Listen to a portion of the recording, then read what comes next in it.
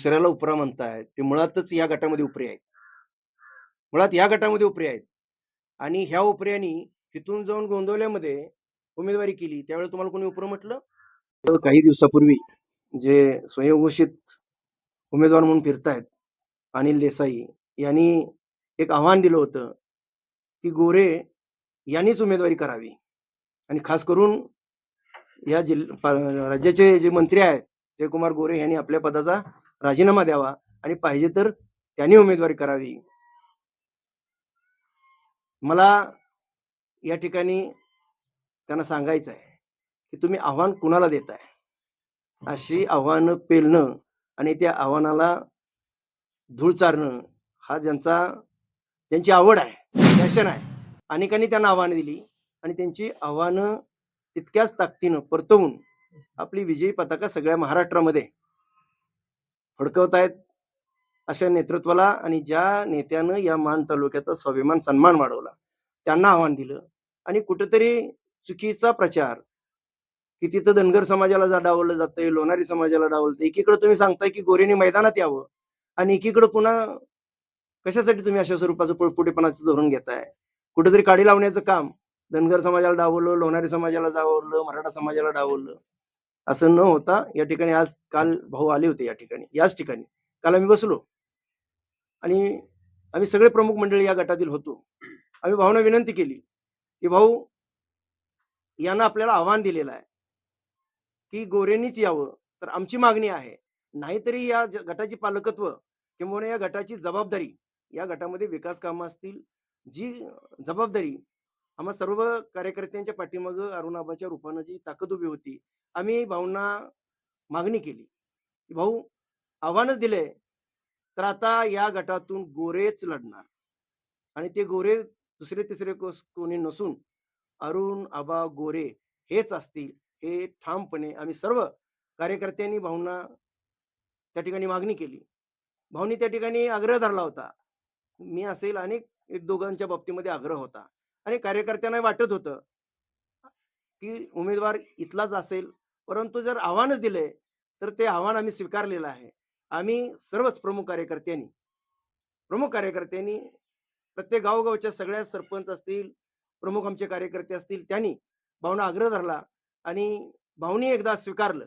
चला ठीक आहे, एकदा म्हणतोय ना, तर बघूच. आणि या ठिकाणी आम्ही सगळे या ठिकाणी साक्षीदार आहोत. काल भाऊंना आम्ही मागणी केली. भाऊंनी काल ती स्वीकारली नाही. आज आम्ही सकाळी पुन्हा भाऊंच्या निवासस्थानी त्या ठिकाणी गेलो आणि पुन्हा एकदा भाऊंना सांगितलं, की नाही भाऊ, एकदा बघायचंच आहे.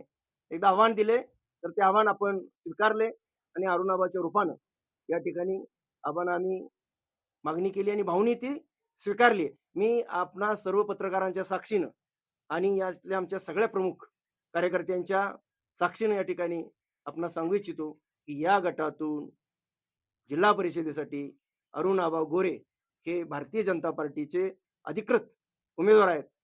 उमेदवारीच्या बाबतीमध्ये आता कोण शिवाजीराव शिंदेला कोण फोन करतोय, कोण कुणाला फोन करतोय, कोणतरी चुकीच्या बातम्या उमेदवाराने आमच्याकडे खंत बोलून दाखवली, आम्हाला डावललं जाते. कुठल्याही उमेदवारानं कुणीही खंत बोलून दाखवलेली नाही. या ठिकाणी अरुण आबा गोरे हे उमेदवार असणे म्हणजेच आम्ही आहोत.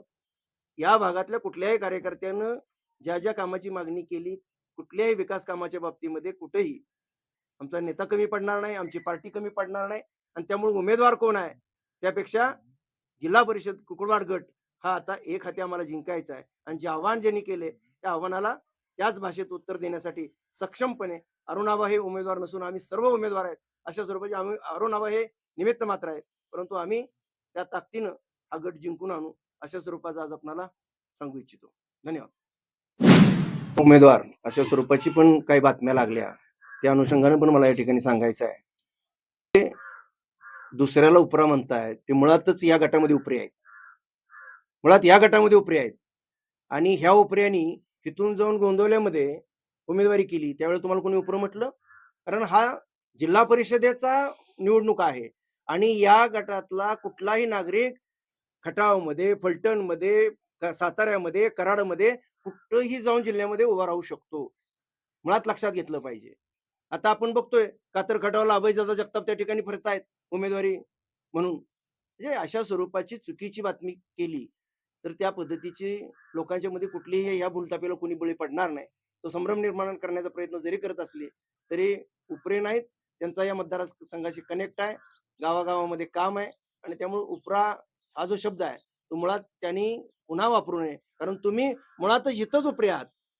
तुमचं पथक फिरतं-फिरतं इथं आलंय आणि अजून तुम्ही कुठं-कुठं फिरत जाणार आहे, हे आम्हाला माहिती आहे. त्यामुळं आपण आता ती भाषा उपरेपणाची किंवा उपरा ही भाषा वापरू नये. हे उपरे नसून या जिल्ह्यातले सुपुत्र आहेत. जिल्ह्यातला सुपुत्र कुठल्याही गावचा सामान्य खेड्यातला नागरिक जिल्ह्यामध्ये कुठेही जाऊन उभा राहू शकतो. हे पहिलं आज न्यूजसाठी संदीप जठार, गोंदवले.